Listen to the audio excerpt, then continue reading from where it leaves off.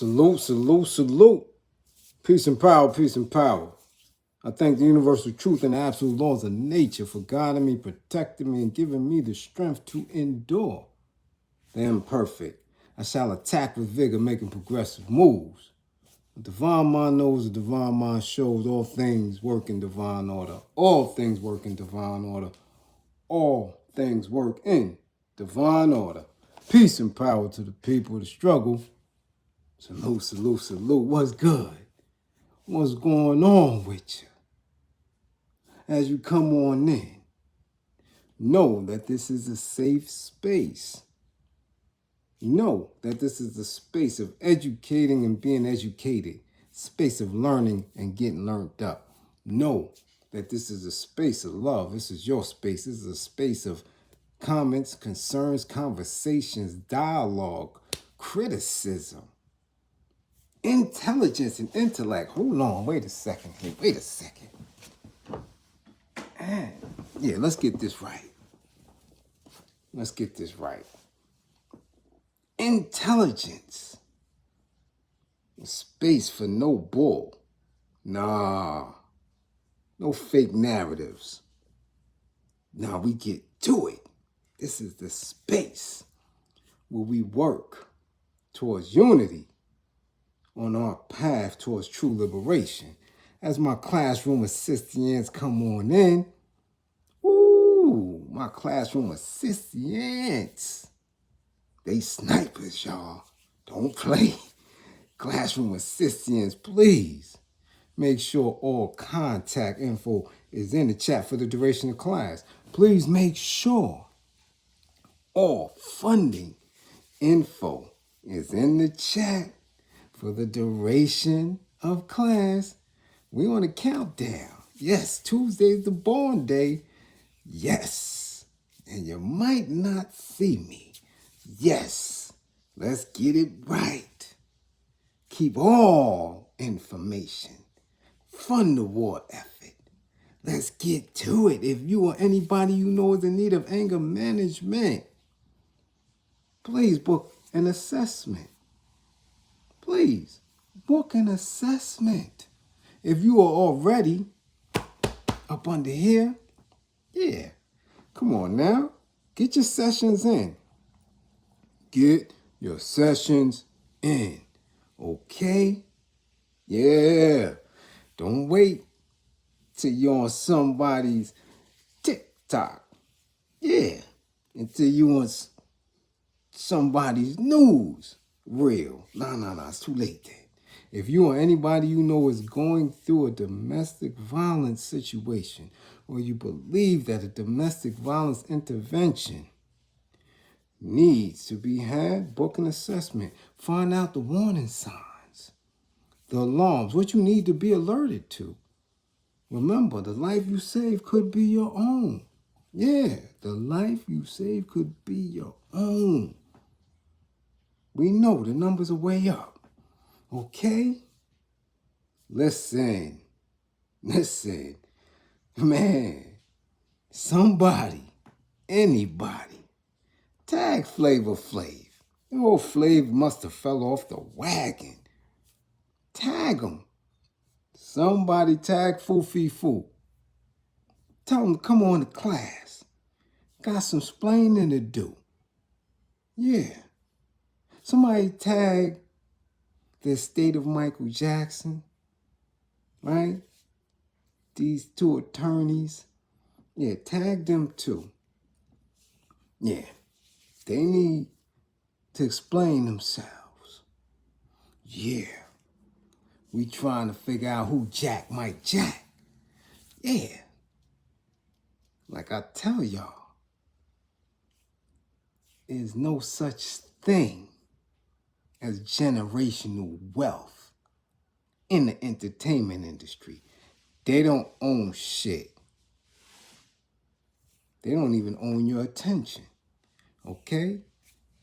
So how can we continuously be influenced by them? So call them in. Yeah, tag them. But while you're at it, tag your classmates. Yeah, Because I know, it's Saturday. I know some of y'all acting foul. Some of y'all may still be out and about. It was kind of warm up here, right? In the mid-Atlantic, in the tri-state area. So some of y'all might still be outside, getting a little tipsy.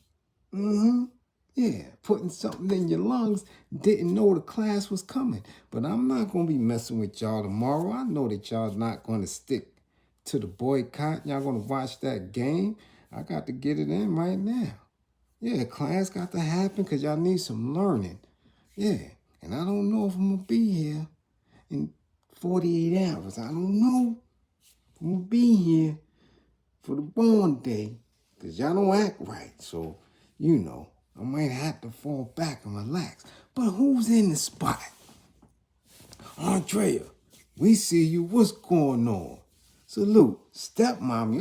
Stepmommy back in effect. Strictly Game the Brand. What's going on? See Bliz. What up? Fill up. Boom. Yeah. Bushhead, what's going on? Dust Fro 517. What up? Versace Broccoli. Uh-oh. Made it to class. Sean Jenkins. Zone 864 TV. Hey, Kai Stone. Yes. You in the group. You in the class. Uh-oh. Kyra knows. Ooh, 144. Let's see. Yeah, all right. Rugi Hauser, what's going on? Unpopping opinions. What up? Sal, HD Van. What's going on?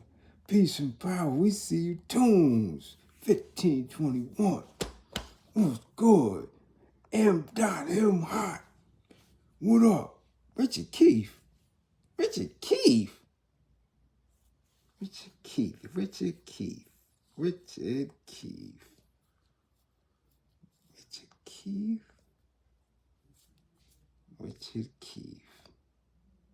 55, Richard Keefe. Yeah, first 55 of the damn night. Yeah, be original. Patterson, New Jersey. Peace, almighty. 55. Yeah. Mark Lewis, what's going on? Jones, GB, what up? George Johnson. Salam Allah. Peace and power, almighty. What's going on? Mark Milliner. What's going on? We see you. Gressler, the global hustler. Zurich, Switzerland is in the spotty spot. Chef. That's the chef. And MC extraordinaire. My man, the bag of bones up in the spotty spot. FMPLLC. We see you. Vitamins Vision. What's going on? Strictly Game the Brand. Yeah. We see you. Phoenix Black. Been a while. Yeah, 55 for Phoenix Black. Hold that. TC, what's going on? Yeah, Uptown Dre. Oh, Uptown Dre. Oh, 55, Uptown Dre. Tell your daughters you've been cutting class. 55. Huh? Mac, J, St. Louis. 55. First time you've been in here this week. Metal Face 78. 55. Boy, y'all coming up in here. Trying to sneak in class. Nina Smiles, 55 with your cute boots and all that. Yeah, 55. You gonna get that too. Uh-oh. Hold up the Born Allah 57 piece. Lord, 55. Power. Yeah. So, what's going on? Yes, we see you good. That's what's going on. Chris Treats or Chris Threats. Chris Treats are good. You're lucky. You've been in here. Philly's in the building. What's going on? PJ Allen. What's going on? Ty. What it do? Yeah. CR Profit Getters. What up? Trey Finesse. What's going on, Trey? We see you in the spot. Mark Hines. Barbara Williams. What up? Let's go. Now, I know what y'all think. Yup. We see you, Phoenix Black. Much appreciated for the super chat. I know what y'all thinking. I know what y'all thinking. Y'all thinking the same thing I'm thinking. Did Flavor Flav fall off the bandwagon? Is he a little sauced up? Or did he go back to cussing?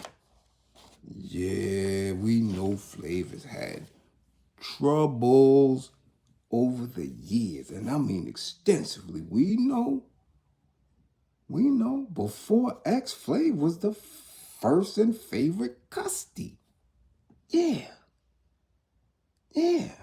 From the prolific group Public Enemy. Some of the most radical, powerful, conscious, insightful hip-hop we have ever heard.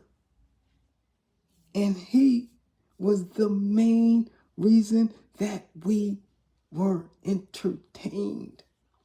The main reason.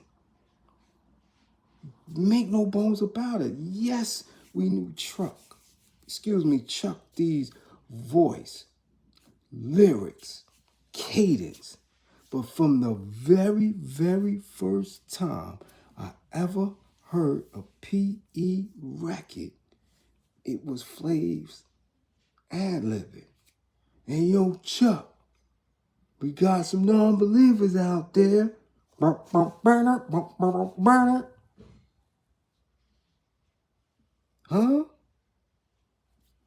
That was it.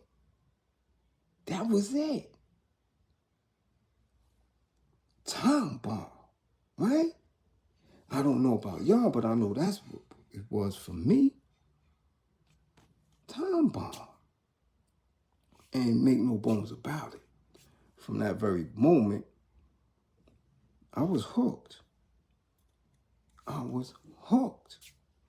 So Flav was a very instrumental part of that hip-hop experience. But yeah, Phoenix. He been in the whip and he trying to get back in it.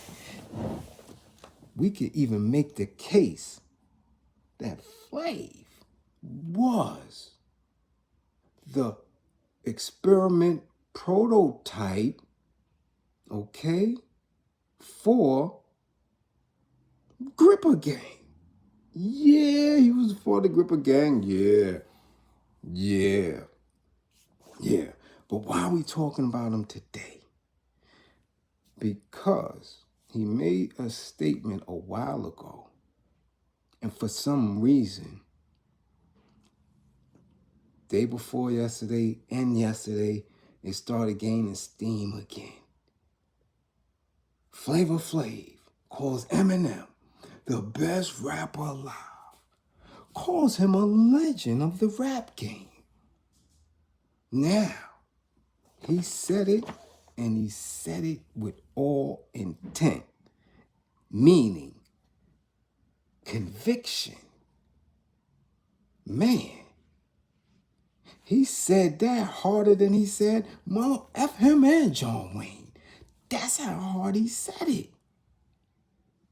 And I'm trying to figure out, well, what the fuck, what happened to Flav?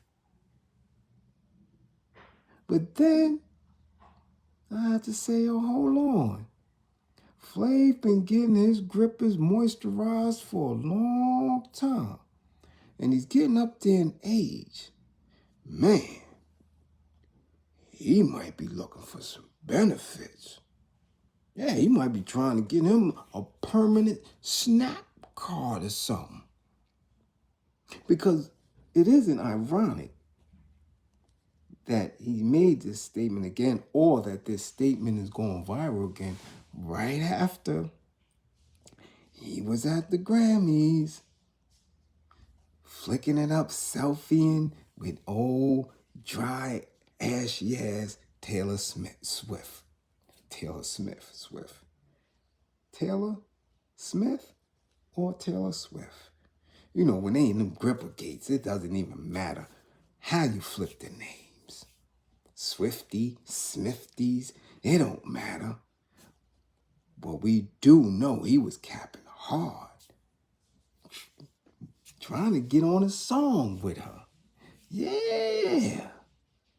Yeah. Yeah. Flav. Disappointing that he was banging so hard, getting them selfies, hugged up with her. She took his phone, took the selfie, like just regular old 1930, 1940 cooning, shuffling, man tanning in front of the whole Grammy world. So we could only imagine what's taking place right now. If y'all don't know that Gripper Gate, right now, the gates are wide open. Let me tell you something. They in Sin City right now. Some people been out there since the Grammys. Now with this Super Bowl tomorrow. Ooh, wait. I know it's funky out there in Vegas. You got old Gripper gang out there, new Gripper gang and going. It's a lot of things going on out there. But let's get to the quote. Flav said, Eminem is my favorite rapper. Word up, G. And not only that, he still shouts Flavor Flav out in his records. Yeah, boy. You know what? Check this out. I don't care how they trying to color my man. It don't stop him from being number one. That's all I got to say. And being number one don't have no color. Word up, man. Yeah, Eminem, man. He's the best rapper alive right now, man. Can't nobody beat him. When you can't be beat, that means you are the best. That's what Flav said. That's what he said. That's what Flavor Flav said. Okay? Then he continued, he added more. Let me tell you something, G. Back in the day, when Eminem, Snoop, Dre, they had this group together, and this is when the first time Eminem seen me, and when he seen me, he went absolutely crazy. I didn't know who he was at the time. I gave him mad love, man. He went crazy over me, and I gave mad love. Let's say like this, because a lot of these guys, Redman, LL Cool J, Nas, are like mentors to M. But then M is like a mentor to them too. It's all a mutual respect thing. That's one thing I could say about Eminem. He has mad respect from all the legends in the rap game. But he's a legend himself. For real.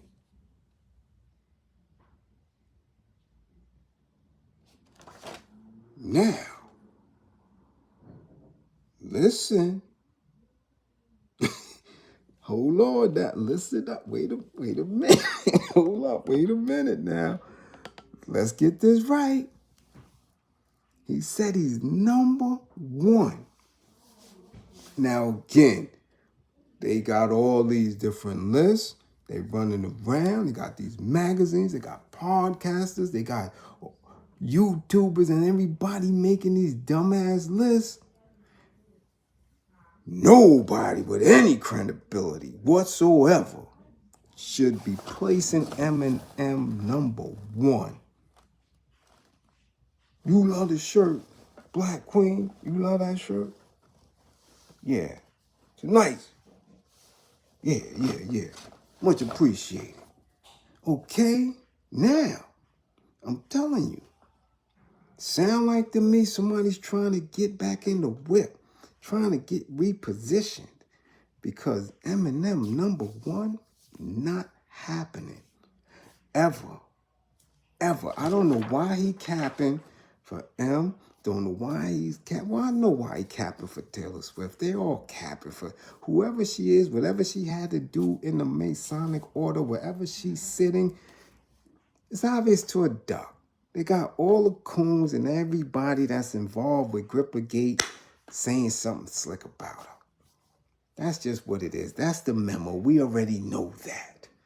Okay? But I thought him capping for the Ofays was over a long time ago. Since Bridget was calling him foofy and all that. Like, what grown-ass man gonna have him Ofay on TV talking about foofy foo? What the hell? Foofy foo? What is that? Foofy? Really? Come on now. What are we doing? You understand? So I thought that was over. But she must have, man. Because remember how she had Sly Stone for a minute. So I'm telling you, whatever she put on Flav Grippers must have had a lasting effect. Because he ain't never stopped capping for them Ofays. Which is very, very, very, very custody-ish, because we know that he is very, very intelligent. We know he's articulate. We know he's a musical savant and all that. We know that. Do you understand? So for him to be capping this way, we already know that that's some type of memo that went out. Okay? Because Bridget ain't around no more. I haven't seen her since she was calling him foofy and standing 2.5 feet over him and shit, grabbing his head and you foofy kissing the custody. You know them Euros. Oh boy, them Ofays don't care about him being no custody. Even on his worst days, man, she was all in his grippers. They don't care about that shit. As long as he got that dark, melanated skin. She was just having her way with him. She, man, did all type of things to Flav. Things that no other woman on the planet would do. She did it to him. On a regular basis. I'm telling you, Flav was living his best life. So it must be a point of which now he's trying to say, yo, hold up. I got to get back. I got to get back in the whip. I got to get my seating firm. Now, I don't know why he would push so hard and say #1. So that means that he is standing tall and firm and saying that M is better than Chuck D? Like really? Chuck be capping for them Ofays too. Don't get me wrong. He got a lot of love for them Ofays, man. But I can tell you this. I'll tell you this. And that's an absolute fact. No one can ever dispute that Chuck D is one of the absolute best lyricists to ever touch the microphone. That's for real. Okay? We know that for absolute fact. So for him to say M is better than Chuck? Listen, before I even thought of doing this class tonight, when I first read the statement, I already had 20 MCs in my head. 20 MCs right off the back that M can't even touch at all. At all. Not even come close. KRS, Big Daddy Kane, Rakim, Slick Rick, Cool G Rap, Pasta News, Nas, Biggie, Pac, Redman. Come on, man. Tretch. Come on. And that's, listen.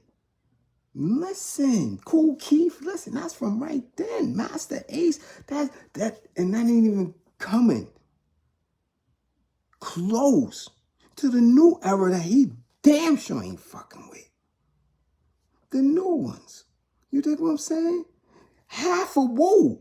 You could put 5 Wu members in there. That's way nicer than M. Definitely, yeah. Thank you, Phoenix Black, Pooba, all Sadat. Man, we could keep rattling on and on and on. He ain't even in the top 25. Yeah, Vitamin, but once we get to Doom, once we get to all that, shit. And I keep it a buck. He not really that much nicer than Royce. Exactly. Sean P. We got Kendrick. And Kendrick is new. And already got a catalog. That's busting M ass. So we gonna stop that Scarface. Come on. He said what he said. You know what he said? Huh? The best rapper alive. Whoa. And I didn't even say Jay. You understand? Like, what are we doing, Flav? You got to be tasting again. He had to. Because the selfie with Taylor Swift, that's the memo. You know, recalling and having flashbacks and PTSD from when, Bridget Nielsen was calling you foo and grabbing your grippers and doing all type of things with Jello and all this other weirdness that y'all was doing. Maybe. You might have had your little brain fart distorted from that. But son, come on. And the thing is, they just putting it. He said this once before, back in April. You understand what I'm saying? He said that before. But I guess, like I said, now there's been a pattern of things that's going through. And since we don't run with it, since it's not viral to that degree where it causes conversation and dialogue between us, they reinsert it a couple of months later and try to push it through to force these dumbass conversations. You dig what I'm saying? I don't get it. But this right here surely is telling me that, Flav, you might be tasting. You might be tasting. I'm gonna be honest with you. Your peoples need to check you, okay? They need to check you, all right? And make sure you're still in recovery, because when you say things like that, it's a little more than bumping your head. It is, because it borders on disrespect. Like, how can you disrespect Chuck D like that? And so many others of your peer group, Chuck, Rick, Cube. You understand what I'm saying? Just Ice and all these dudes that really still banging to this day, still could drop something to this day. Come on, man. You disrespectful. And they got to call you out on it. Now we understand. Once some Ofays get their hands on you and put their breath on you and kissing you and Bridget, She go foofy and putting her tongue in your mouth. You know, we understand, man. That shit does something to your DNA. I'm telling you. Yeah, man, it does something to your DNA. So we get that. You get a certain love for them. Right? You get a specific affinity for them. You get a certain sensitivity around your heart for them. You dig what I'm saying? It's like, come on now. But to say something like that, nah, we not jacking it. We're not even going to let you do that. Okay?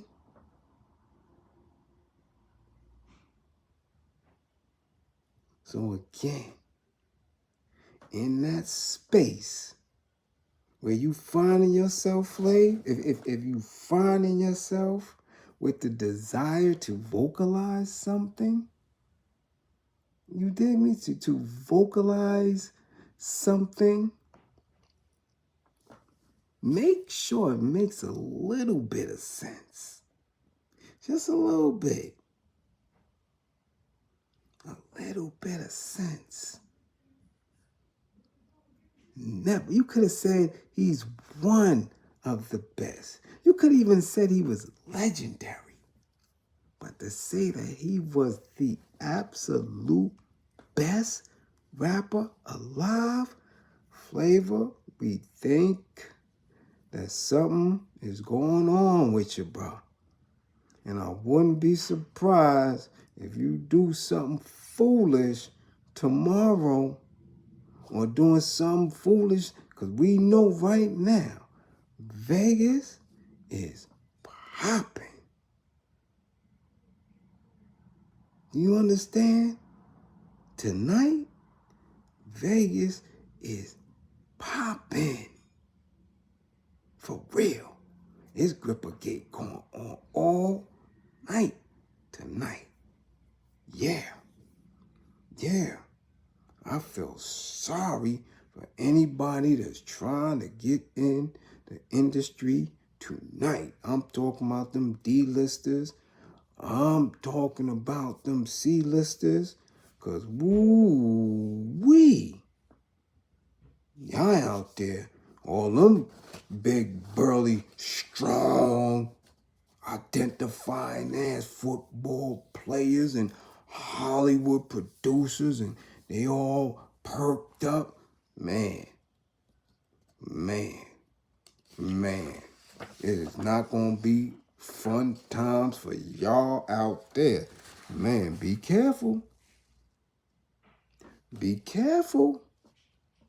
And if you one of them newbies, or you are old newbie trying to get back in the whip,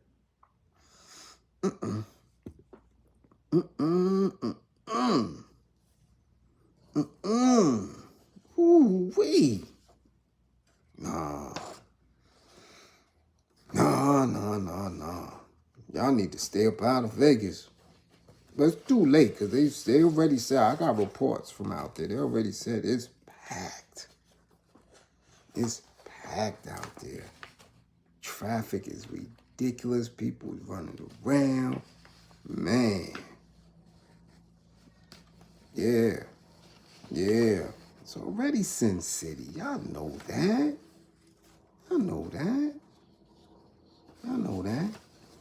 Don't be surprised, too, if we, hear some very disturbing things between tonight and tomorrow, midday.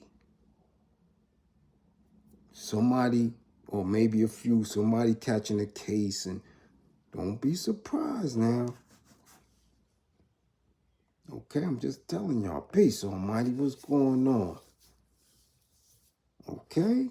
Don't be surprised. All right? I keep telling y'all, stop playing with my classroom assistants. Boy, I'm telling you, they snipers. Especially they know who don't fund the war effort. They know who coming in to peak. They know, I'm telling you. And they not letting y'all disturb the bill. I'm telling you. Snipers with it. Wow. They ain't playing. Okay. Yeah.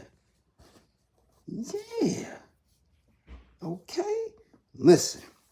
So get out of it. We gotta get away from Flav, because he's just a dummy. He bumped his head. And we ain't trying to hear that. We ain't trying to hear that. We ain't trying to hear that. Not at all. You understand what I'm saying? Not at all. But we already know what's happening out there in Vegas.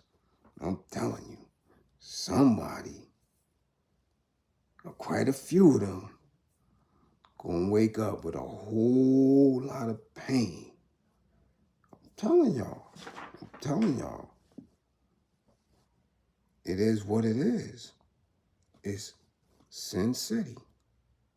It's the Super Bowl. It's been a lot of capping going on. A lot of false narratives, a lot of distractions. So, you know what it is. Y'all already know what it is. Party. Let's see if y'all man Puffy show up. I guarantee you this.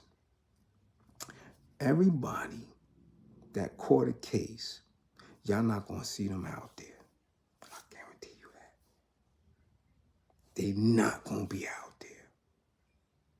Because they already done been through their humiliation. They already done went through it. So they not going to be out there. You not going to see Puffy. He not going to show up. No. You ain't going to see this other dude, the Jonathan Majors dude. Nope. Not going to be out there. All them little Ofays that caught their cases, they not going to be out there. They're not going to be out there. All these people capping, going hard against Monique, they not going to be out there. Not one of them. Not one of them.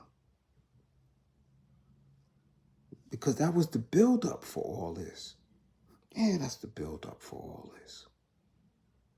So we're going to see what really because look, in all reality, we know for a fact Puffy's supposed to be out there. That's Usher's mentor. Make no bones about it. He's supposed to be there in what has to be the greatest moment of Usher Raymond's career. This is absolutely, hands down, the greatest moment. So all of them people should be out there, right? L.A. should be out there, right? Yeah, L.A. Reid should be out there. Let's see if L.A. Reid is going to be out there. Let's see if Harv Pierre going to be out there. Let's see if Puffy going to be out there. Come on now. No, Vince McMahon ain't going to be out there. No. Because then the floodgates is open. Then the cameras are there. Then the questions. Remember, this was media week. You seen anything on any of these people that I mentioned media week? None of them. But you heard a whole lot about Taylor Swift. So now you make the connection. What the hell is Flavor Flav doing talking about Taylor Swift to that degree? Right? What the hell is he doing capping for M? So they're shifting the alignment of who gets your attention. And in order to go up that ladder, you're in Vegas. All type of underground tunnels, all type of different hotel rooms, all type of different side rooms, all type of weirdness going on in the desert. if there is ever been a location with so many weird spiritualities going on, man, Vegas right now is looking like the ending scene in Ghostbusters. Remember the climactic scene in Ghostbusters with all those ghouls and goblins and everything going around, and them Ghostbuster dudes out there with and all them weird looking shits. That's what's going on in Vegas right now. A whole lot of weird energy.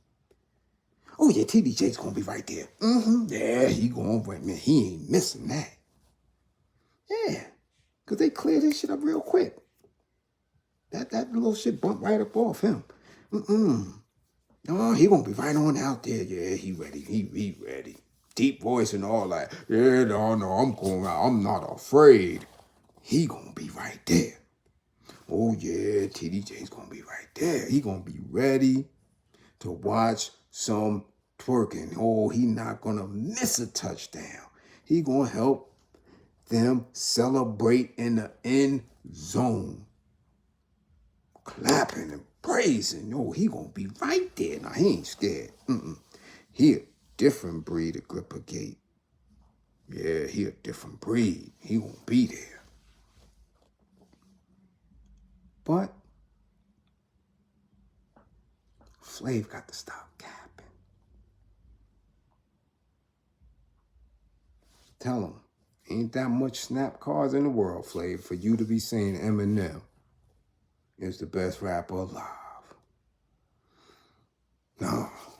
Now let's get down to the serious business of why we even discuss any of these people, right? Because if we go back to the, Roman Empire, if we go back 2,000 or so years, we all know that there has been a war, a spiritual war, a physical war, right? A mental war that's been plaguing, right? There's this war of positive versus negative. This type of war that's been, discussed over and over. We know that.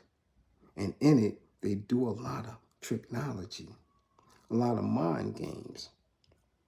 And the mind games deal, especially when it comes to us, with divide and rule. You understand? Separation. Pitting one against another. Damn, excuse me, somebody just got shot in Marlboro Projects. But this dude is giving immigrants snap cards. That's his order of business. So we hope that person in Marlboro Projects make it. So again, it seems like every time we in class, I'm telling y'all right now, this is real time. This is historic. Every time I'm in class, this is a permanent historical fact. Another shooting. Right now, a man stabbed near the cemetery by 5 juveniles. He'll make it. I'm talking about there's another shooting in Brooklyn.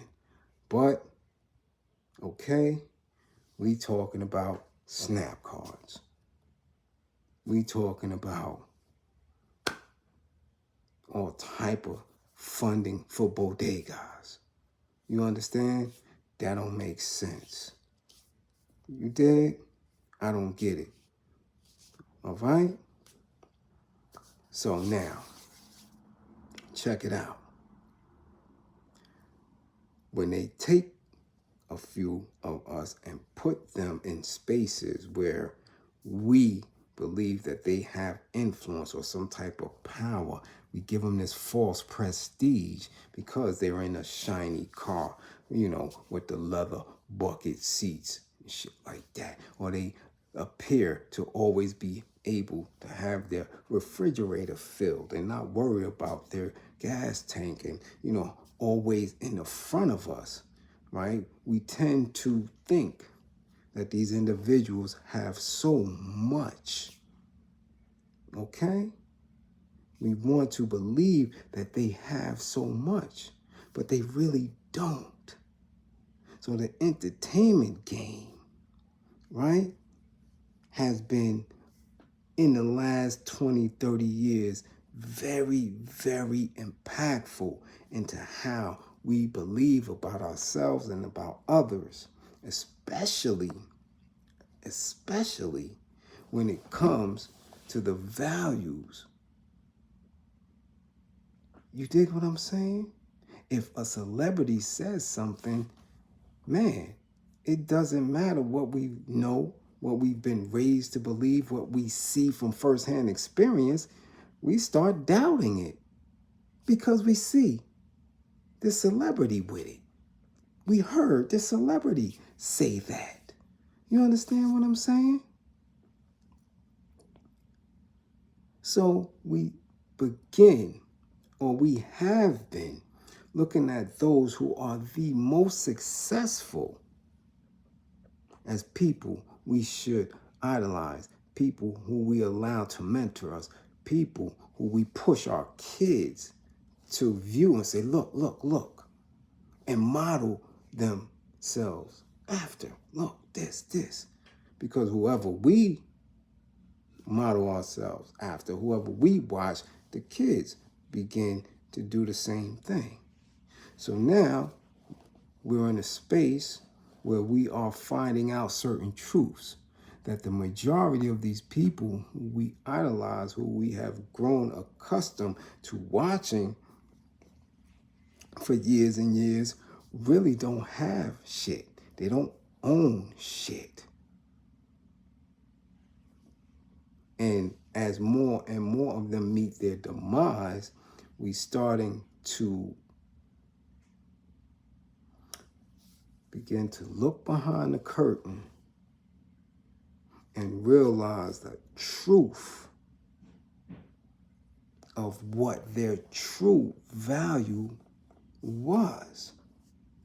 The shit that's really, really, really painful is that most of the time, and most of these individuals who have had our attention all these years never gave us shit in return.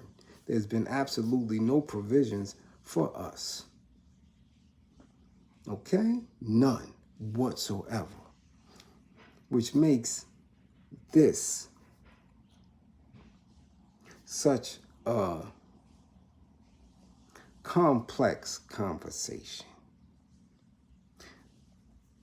As you know by now, or many of us who are, on social media and accustomed to certain information, we are hearing that the better part of Michael Jackson's catalog, his masters in publishing, has just been again, right, sold by his estate. Okay? And they're saying it's $1.2 billion. Now, people hear 1.2 billion and automatically think that that's a lot of bread. And I'm telling you, for what he owned, and we have to put quotes on that, 1.2 billion is a mere fraction of that. Not only is it a mere fraction of what it could be worth, it was sold to Sony Records, right? The entity of Sony Records and the label that MJ hated. He despised these people. Straight up. He despised these people. Okay? Now, let's see exactly how this shit played out. Okay? So they're saying that they're soulless, right? And saying, and this is coming from what you call it? Variety magazine. The conclusion of the deal, right? Because remember, they have sold pieces of this before. And it gets a little crazy. But Sony Music Group has completed a transaction to acquire half. Now they're saying it's only half of Michael Jackson's publishing and recorded masters in a transaction that values the total catalog around 1.2 billion and possibly more. Sony will pay at least 600 million for the stake. Okay? Now, if this shit is accurate and it's going down the way it's supposed to go down, the deal is the biggest for a single music artist assets to date. This is the biggest, right? Because again, people have been selling off their things, selling off their masters, left and right? Some of them, I mean, like Tina, they took all the Tina Turner shit. Homeboy got rid of all that. Yeah. They paid, I think, 100 mil for Tina's to that dude, and he offering to win. This is what's going on. Okay? So he's saying that they got a lot of Mike's solo catalog, right? And some of the stuff from the Jackson 5, right? So now Mike died in 2009 at the age of 50. 50. That's young.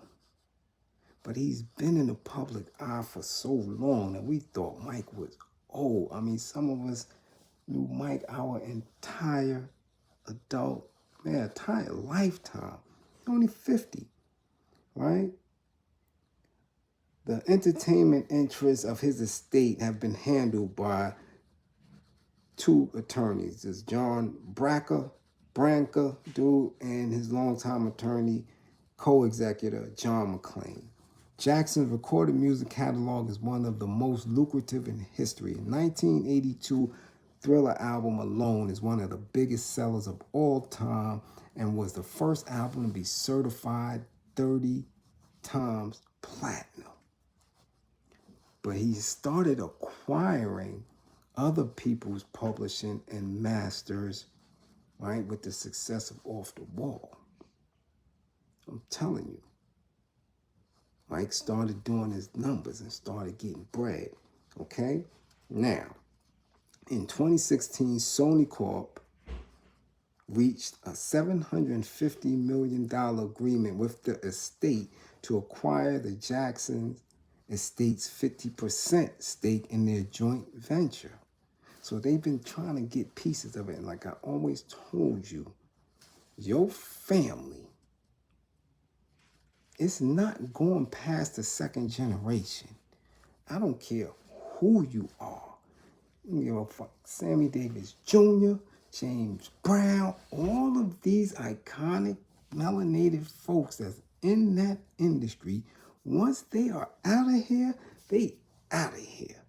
The industry sucks it back up. It will never allow the family members who aren't creative. The only reason why this is structured the way it's structured because, man, maybe Tito wrote something. Maybe he got production credits on certain things or writer's credits. Maybe Jermaine and Jackie, them, they were a family.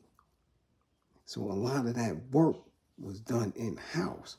So it had to be strictly in a space where they wanted what Mike had bought and what he did as an artist himself. Now, in order for a lot of this shit to be moving and shaking, Quincy Jones, had to sign off on certain shit because he was the producer and writer of a lot of these things. So you're trying to figure out, like, hold on.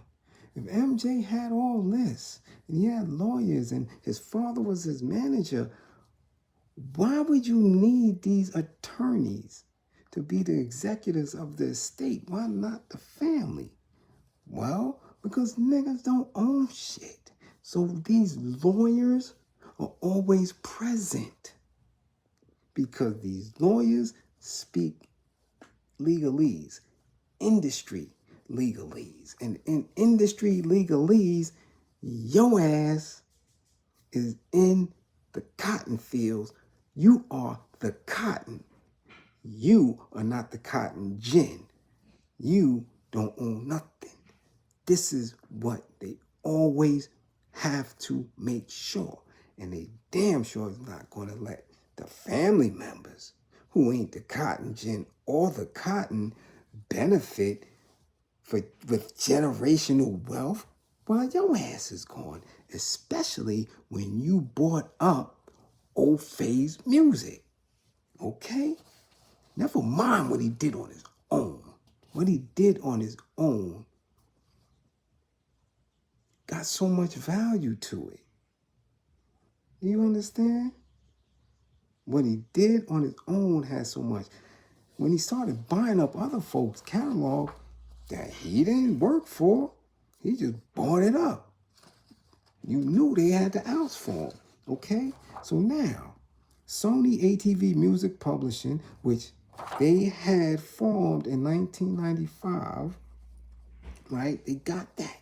So in 2018, Sony revealed in an earnings report that as part of its $2.3 billion acquisition of EMI Music Publishing, it had acquired Jackson's estate's 25.1% stake in that company for $287.5 million.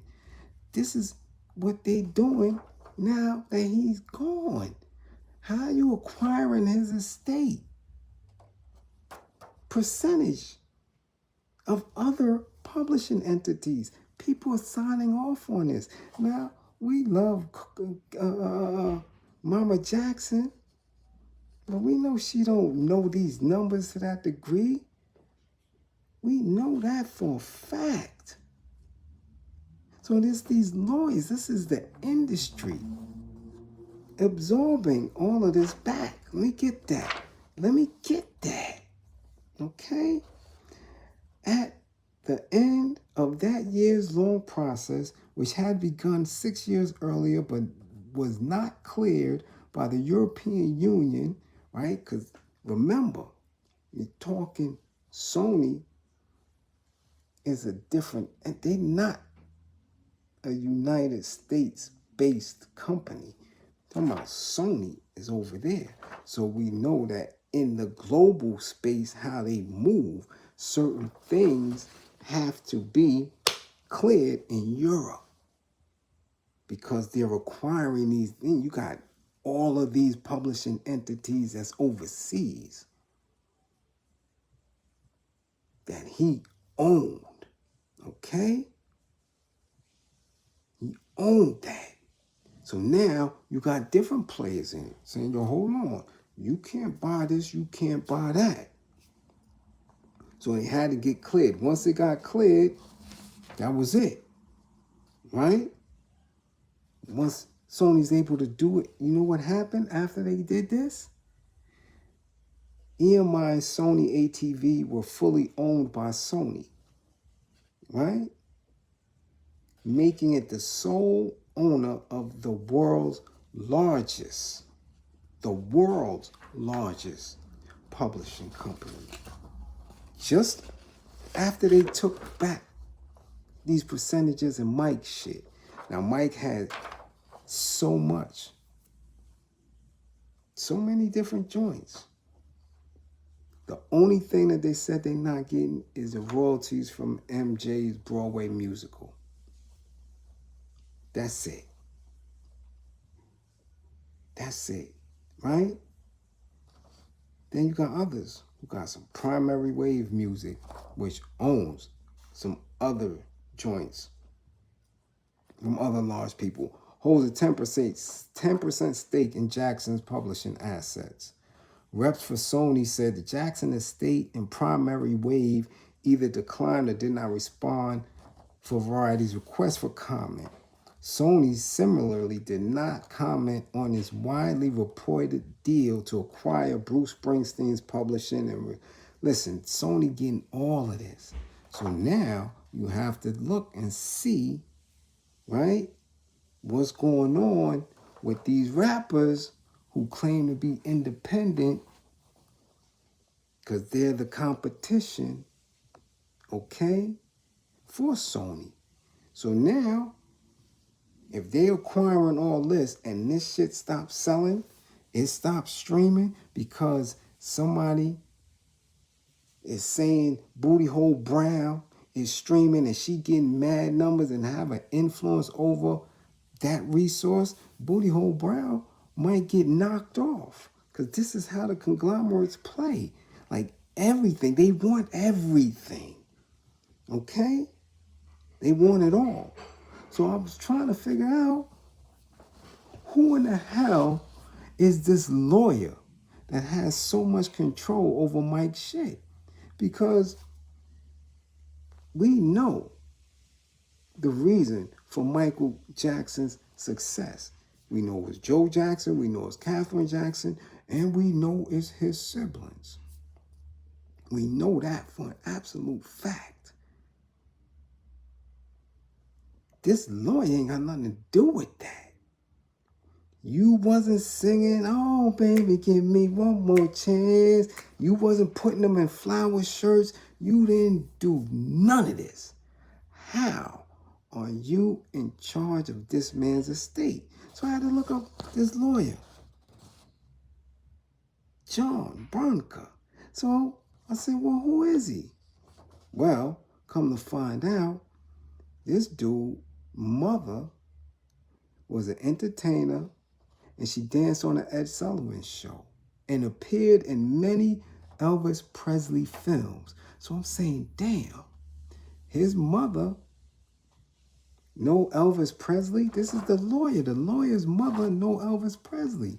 Who did Mike marry? Okay, come on now. Come on now. She moved to Los Angeles when Branca was 4 to pursue her show business career. And he lived with his father in New York, right? Now, his uncle was a pitcher for the Brooklyn Dodgers, Ralph Branca, and for many years, he is the one who was holding down Jackie Robinson. He was portrayed in the biopic as one of Robinson's earliest supporters. So this lawyer, look how connected this shit is. His lawyer was set. So at 11, he moved to LA with his moms, and at 13, he was in a rock band, and he was playing for a band that opened for the Doors. Okay, so eventually he becomes a lawyer. But he gets to Mike, who we know was married to Elvis's daughter. So how this dude get to be the executor of the estate, the co-executor of it? So that means our people don't even own our own people. 9 times out of 10, if you're not as big as Mike, you don't own yourself. So why do we go back and forth about bickering how much Rick Ross the chicken boss is worth? These ain't got no bread compared to what we talking about with Mike and them. These dudes is workers. If Mike was a worker, and at his demise, they can come through like vultures and pick apart everything he worked for, every deal he made. We know these rap dudes ain't got shit. You talking about a Birkin bag and you Birkin and you making it rain in the club with a goddamn 100,000 singles? You throwing singles and fives, and our people get disillusioned by bullshit. We know Chicken Ball's catalog ain't nowhere near none of that. But we do have some individuals on here who sold their catalog. Now let me put this in clear. right? Sony Music Group acquired Michael Jackson, half of his publishing and his recorded masters, right? February 2024 for $600 million. The number of the songs is undisclosed because they got a bunch of different songs from a bunch of different artists. Now, some of those songs, if they were still artists who are on Sony, now they may make a pitch to get more PC off of their masters and publishing because it came back home, where Mike might have had it locked down. You know, like y'all said, the Beatles and all this other stuff that Mike had. Okay? Now, what rapper though? What rapper also sold all their stuff? Yeah, Chuck D. Yeah, Chuck D.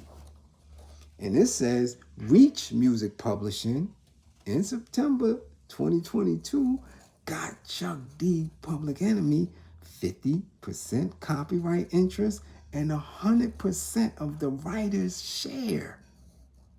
For 300 songs. Wow. Now, it's ironic that we spoke about Chuck early on. You dig what I'm saying? Yeah. Because in the sale of these songs, was any of those songs written by Flavor? Did Griff have any writer's credit on any of those songs? Because Chuck sure got a handsome amount for that. Yeah. Again, let's see. Yeah. Chuck D. Yeah. You got a nice little check. I wonder if Griff got any of that bread. Because it's 300 songs.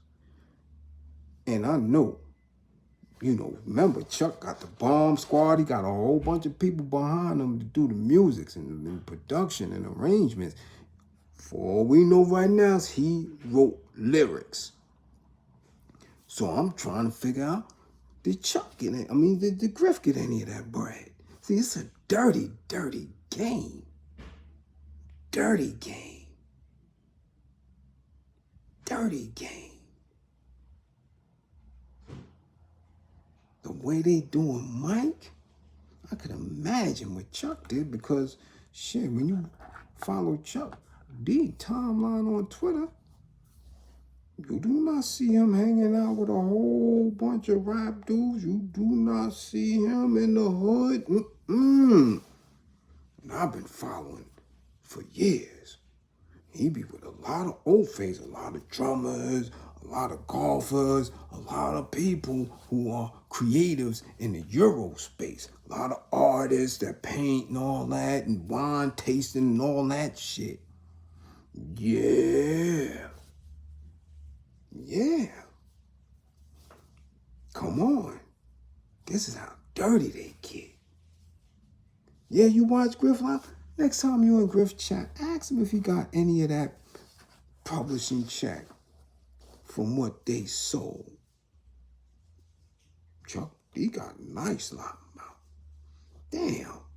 I wonder if Flav, because if Flav would have got some of that, he wouldn't be capping right now for Eminem and Taylor Swift. No. He wouldn't be doing the Grippergate walk. I'm almost certain of that.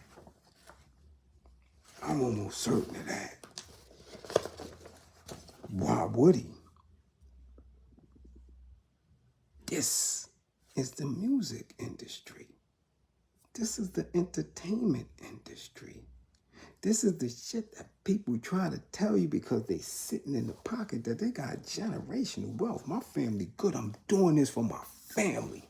I go to the party for my family. I go to the party because I'm learning business. I'm a businessman.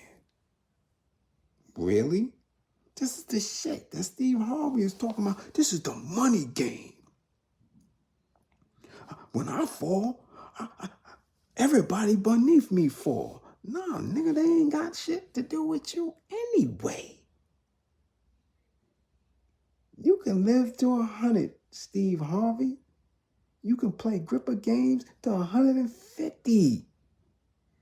Your family ain't getting nothing unless you come out of your pocket and give it to them. You don't own nothing on Family Feud. You don't know nothing on I'm a judge. You don't own none of that content. Do you understand? So now, after we've been watching Mike since 1969, we see how piece by piece and bit by bit they have taken everything that we appreciated. They took it. Everything. It's just that simple. So why do we call these people influencers?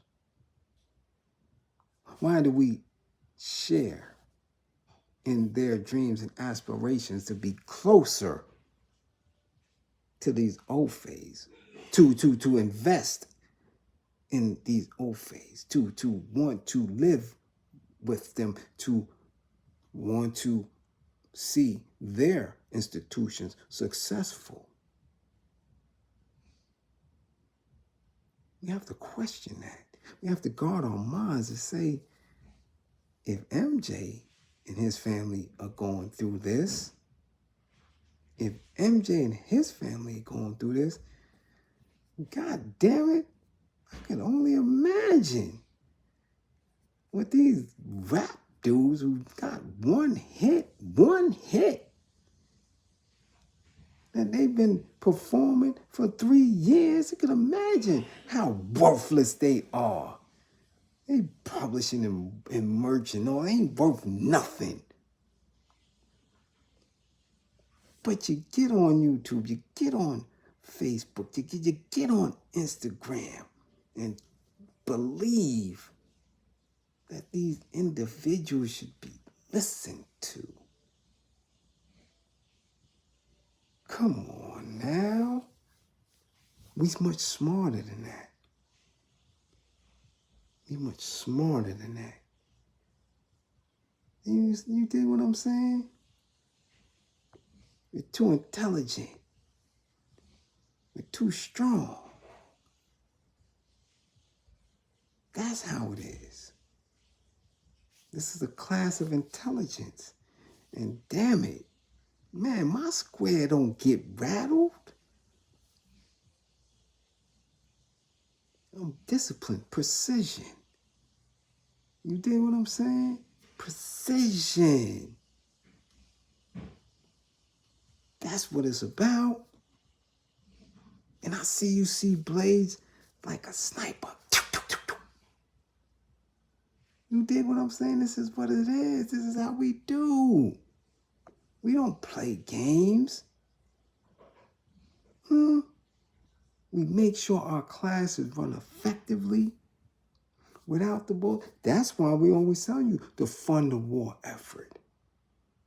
Because you won't get that overexcited, that triggered, professor, that triggered host that can't keep the emotions in check. Now, straight message.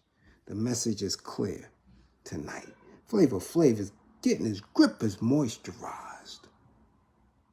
Man tanning. That's exactly what we wanted to make sure was rolling out tonight. Yeah. And we also want to make sure that the message that there is no generational wealth that could ever come from the entertainment industry, because none of them own a damn thing, right? We just seen Omari Hardwick. We just seen that, right? Y'all seen him? What he said? He was supposed to be getting $150,000 an episode, and still had to get a loan from 50 to feed his family. because the checks don't come. Just like on a plantation, Master, I don't put all these bales of wheat, all these bales of hay, all these bales of cotton. When can we get our monies, Master? Well, now, I told you, Chicken Earl, that as soon as I get down to the city and get to the market, and I make them transactions, I'll be back and I'll give you some of this money. And Master be gone. Because remember, to get to the city, Master had to go for a week and a half. Get down, make them transactions, go to the whole house and all that, then come back drunk, ready to whip Chicken Earl ass just for asking for a dime. Same thing in the entertainment industry. Publishing check. Cassidy told you. Publishing checks come once in a blue moon. My daughter needs shoes soon. I'm telling you, these rappers been telling you that. Yeah. Same shit. How come publishing checks is every quarter? Every 90 days and shit like that after you done worked hard to get a #1 record. You done did 30 shows. You still. See what Nori said, you in the red. Come on, man. So at what point should they be able to tell you who to vote for? What policies should be in place? How? They getting beat. They signing dumbass contracts. Stupid licensing deals. Where they getting fraction of a cent. But can borrow an outfit from Gucci or from Hugo Boss and come on and stunt and tell you and got big wads of money that they won't spend. No, big wads of money. And trying to make you feel a ways. Shit.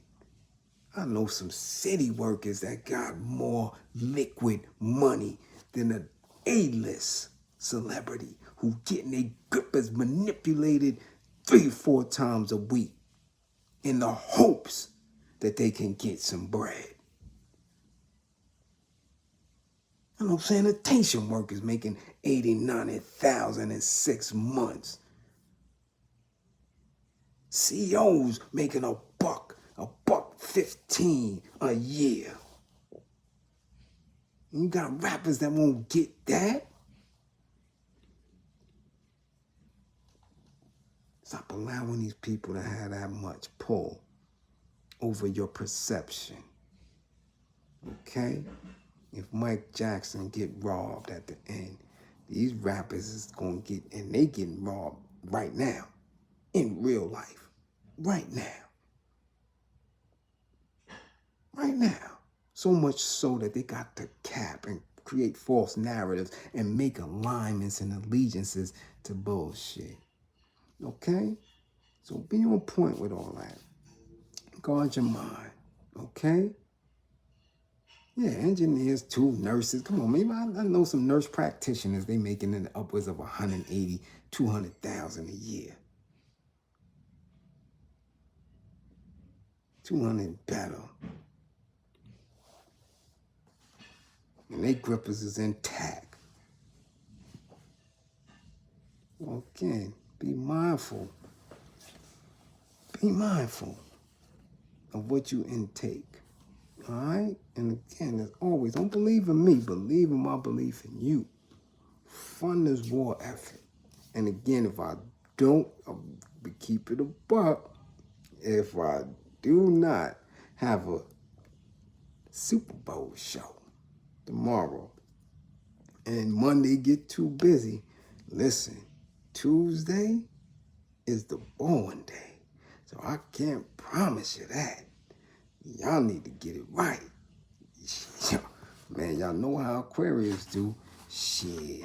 Y'all know how Aquarius do. You might not see me.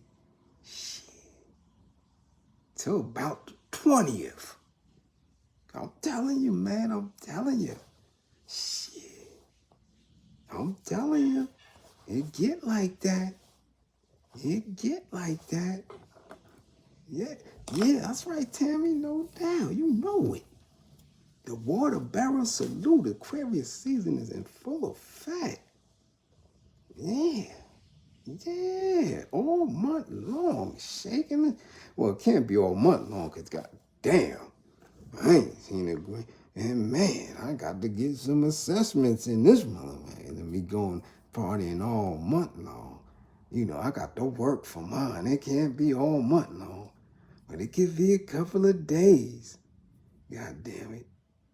Yeah, it could be a couple of days. You know. So again, as always, guard your mind. Come back to class with all 10 fingers and 10 toes. All right? Guard your mind. All 10 fingers and 10 toes. You dig? Because that's where we at with it. Peace. How you? Oh, yeah, that's right, Andrea. Yes, me and him has the same born day. 13. That's right. And we're going to make sure that we speak to his energy and his essence to keep him strong and guided as he is in the universe doing what he does. Definitely. You dig? In the bed, the go across the law. All right? Peace and power.